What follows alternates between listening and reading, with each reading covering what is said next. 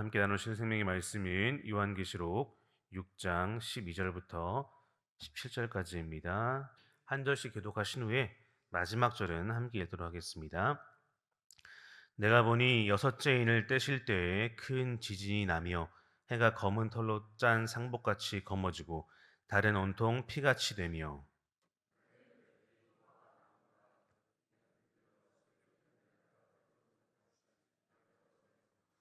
하늘은 두루마리가 말리는 것 같이 떠나가고 각 산과 섬이 제 자리에서 옮겨지매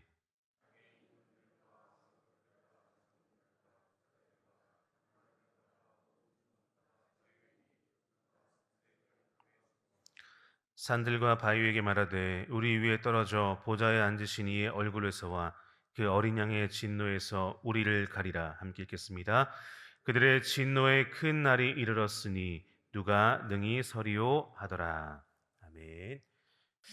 네, 오늘 요한계시록 6장 12절, 17절 말씀을 가지고 또 함께 은혜를 나누고자 합니다. 요한계시록을 해석하는 가장 큰 원리는 로마 제국이라는 거대한 그 악 앞에서 고통받는 교회의 입장에서 해석을 해야 한다라고 말씀드렸습니다. 요한계시록의 1차 수신자는 로마 제국의 황제들이 그리스도인들을 잡아 죽이려고 혈안이 되었을 때 그때 위급한 상황에서 어, 그 고통을 이겨야 하는, 감내해야 하는 그 교회 공동체에게 주어진 것이 바로 요한계시록이기 때문에 우리가 요한계시록을 읽을 때 어렵고 힘든 내용들이 많이 있지만 그럼에도 불구하고 그 고난을 견뎌야 하는 교회의 입장에서 본문을 대한다면 우리에게 훨씬 더 위로가 되는 구절들이다라고 말씀을 드렸습니다. 또 두 번째 원리는 확실한 것만 해석하자입니다. 특별히 6장 같은 경우에는 굉장히 다양한 이미지들이 등장을 하고 어려운 이미지들이 등장을 합니다.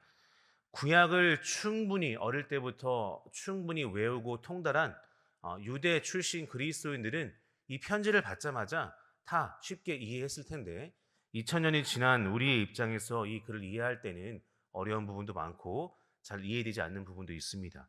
그렇기 때문에 확실히 100% 우리가 확신할 수 없는 것들은 그냥 넘어가야 된다라고 말씀을 드렸습니다. 자, 그럼에도 불구하고 6장 가운데 우리에게 주님께서 주시는 확실한 은혜들이 몇 가지 있다고 말씀을 드렸습니다. 첫 번째는 6장 전체에서 7개 인을 뗄 때마다 발생하는 그 핍박들은, 그 재앙들은 그 누구도 아닌 어린 양께서 시작하시고 이끌어 가시는 그런 재앙이다라고 말씀을 드렸어요. 그렇기 때문에 로마 제국의 황제가 교회를 핍박하면서 진행되는 그 모든 일들은 다름 아닌 어린 양의 손아귀에서 진행되고 있다. 이것이 6장에서 우리에게 주는 가장 큰 은혜다라고 말씀을 드렸습니다. 그래서 6장 1절부터 6장 11절까지 다섯 개의 인이 떼어지는데 그 인이 떼어질 때마다 나타나는 현상들을 보면 여러 가지 이해할 수 없는 부분이 있지만 분명한 것은 뭐다? 어린 양께서 진행하는 사건이다라는 것입니다. 그래서 1절부터 8절까지 네 개 인을 뗄 때 말이 나오고 일어나는 일들은 그 당시 교회들이 이제 앞으로 로마 제국 내에서 겪게 될 여러 가지 핍박의 모습들을 상징한다라고 말씀을 드렸습니다. 흰색 말, 검은색 말, 붉은 말, 청황색 말, 이 네 마리의 말이 등장하는데 그것은 로마 제국을 통해서 발생하는 전쟁, 로마 제국 내에서 발생하는 내란, 로마 제국 내에서 발생하는 기근, 로마 제국 내에서 발생하는 죽음을 상징하는 것이었습니다. 굉장히 두렵겠죠. 지하 교회에 숨어서 예배를 드리는 로마 교회, 그 당시 성도들의 입장에서 본다면 앞으로 10명의 황제가 우리를 잡아 죽이면서 핍박할 텐데 그런 것들이 굉장히 겁이 나고 두려웠을 것입니다. 그런데 큰 위로는 뭐냐면 그조차도 어린 양께서 인을 떼시면서 진행되는 일이다. 그렇기 때문에 소망을 놓지 마라 라는 것이 1절부터 8절까지의 내용이었습니다. 9절에는 다섯 번째 인을 뗄 때의 장면이 등장을 합니다. 다섯 번째 인을 떼자 하늘 보좌 우편에 있는 영혼들이 보이게 되었습니다. 요한은 그 영혼을 바라보면서 궁금했는데 그 영혼에 대한 설명이 9절에서 11절까지 주어집니다. 로마 제국 내에서 하나님 말씀으로 인해서 예수님을 향한 신앙 때문에 순교한 사람들의 영혼이 하늘 보좌에 있더라라는 것이 요한이 9절에서 11절까지 본 것입니다. 그러면서 그 순교한 자들의 영혼이 수가 차기까지 이 고난이 지속될 텐데 이것 역시 내가 시작한 일이고 내가 이끌고 가는 일이니 너희는 견뎌라 하는 것이 이 요한계시록 6장 11절까지 주어진 은혜였습니다. 자, 오늘 이제 우리는 여섯 번째 인을 뗄 때 일어나는 장면들을 보게 됩니다. 여섯 번째 인을 뗄 때 일어나는 장면은 앞에 다섯 개 인을 뗄 때 일어나는 장면보다 훨씬 더 무섭고 두려운 이미지가 가득합니다. 여러분 12절을 보시겠습니다. 12절을 보면 해와 달이 무너지는 장면이 등장을 합니다. 해가 검은 털로 짠 상복같이 검어지고 달은 온통 피같이 된다라고 묘사하고 있습니다. 13절과 14절을 보면 하늘과 하늘의 별, 산과 섬이 무너지고 있습니다. 온 우주에 있는 모든 것들이 무너지고 있음을 보여주고 있는 것입니다. 앞에 나와서 여러 가지 말들이 흰색 말, 붉은 말, 청황색 말 이런 말들이 보여주는 재앙도 두려운데 오늘 읽은 12절부터 14절까지의 말씀을 보면 더 큰 재앙처럼 보이는 천재지변과 같은 그런 일들이 발생하고 있다는 것입니다.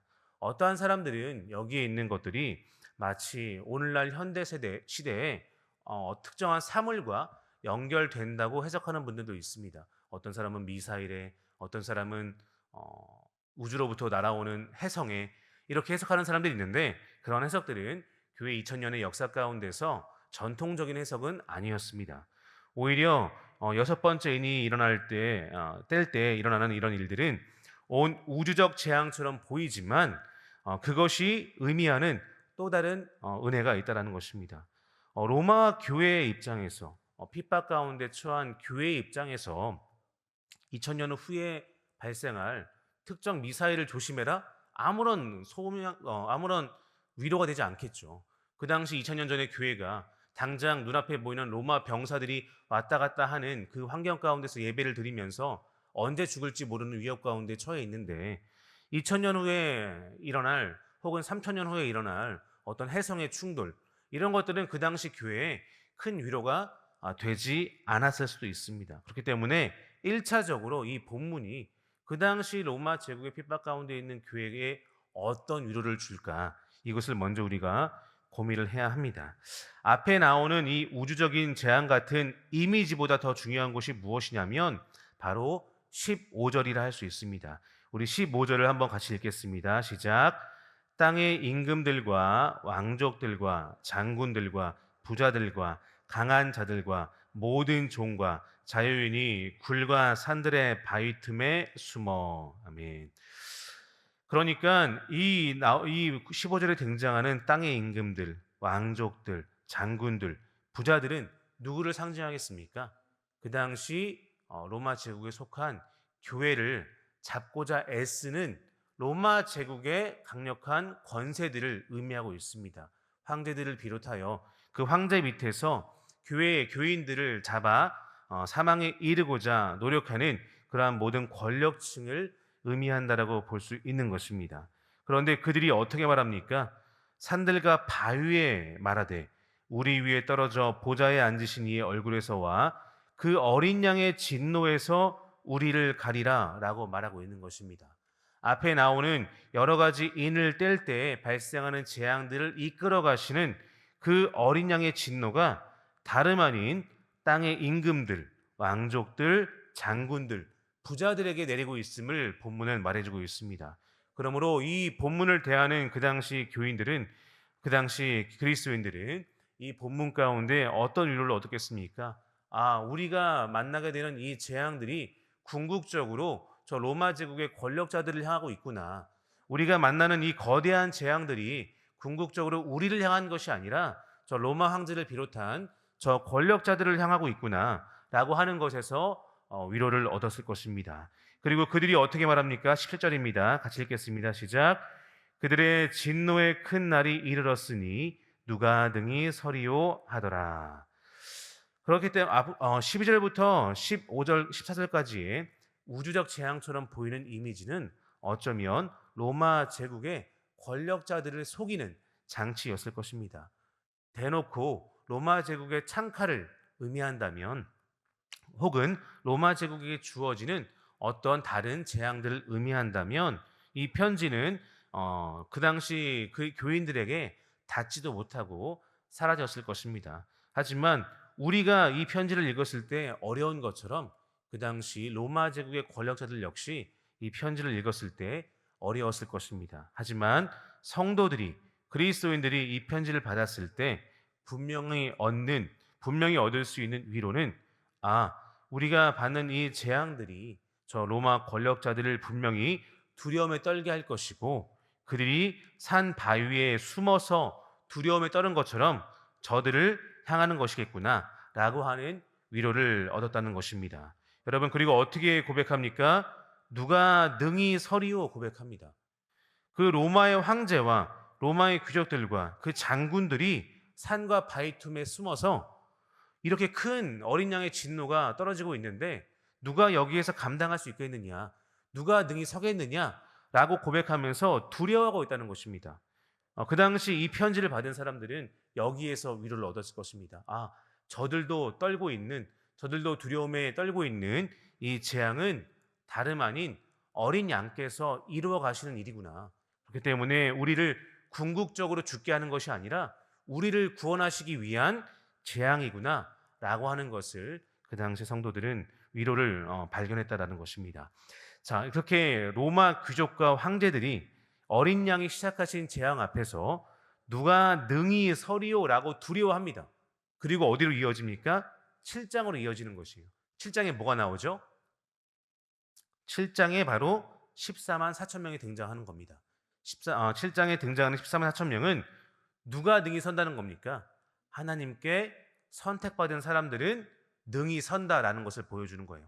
우주적인 재앙과 고통이 뒤따르고 있지만 그것은 성도들을 향한 것이 아니라 로마 제국의 권력자들을 향한 것이고, 이 큰 재앙 가운데 누가 능히 서겠느냐라고 로마 제국의 모든 권력자들이 외치지만 주님께서는 내가 선택한 14만 4천 명은 능히 이 재앙 가운데 견딜 것이다 라고 답을 주고 있는 것입니다.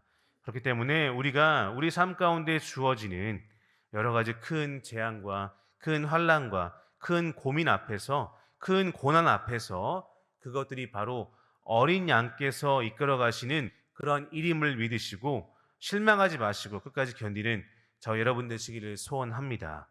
요한계시록에 주어지는 이 환난은 시대를 거쳐가면서 계속 역사 가운데서 반복되고 재현되게 되는 것이 분명합니다.